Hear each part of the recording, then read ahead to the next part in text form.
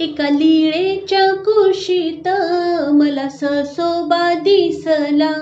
त्याला पाहुनी पारधी त्याच्या मागेच लागला. त्याचे शरीर वाटले जसा लोणियाचा गोळा. त्याच्या डोळ्याच्या लालीत राग माणसाचा आला. निघे झुडुपामधुनी मागे लागली कुतरी. भय बाणाचे वाटले त्याच्या कोमल अंतरी.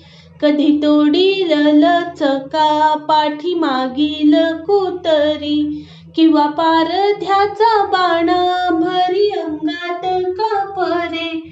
त्याचे भेदरलेले मन पडे मनाच्या वेगाने. आले पारधी जवळ लागे चाहूल कानाने. झाले काळजाचे पाणी आता जगणे कशाला.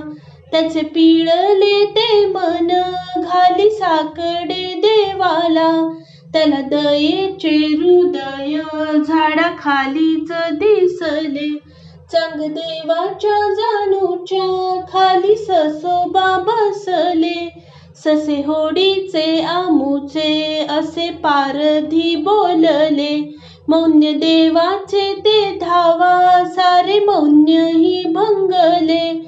म्हणे रानातले जीव पाणी ओढयाचे पितात.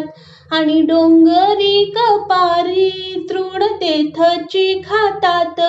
येथे आले या शरण कधी नसे गा मरण.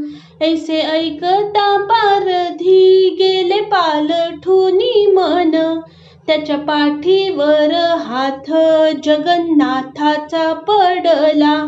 झाले सोन्याचे शरीर केले चिरंजीव त्याला. झाला मदन पारधी पाच बाणाने मारतो.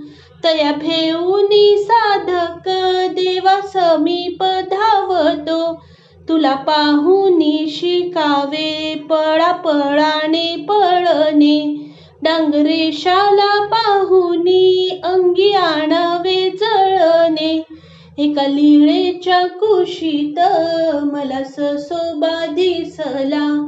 त्याला पाहून पारधी त्याच्या मागेच लागला. एका लीळेच्या कुशीत मला ससोबा दिसला. सर्वज्ञ श्री चक्रधर स्वामी की जय.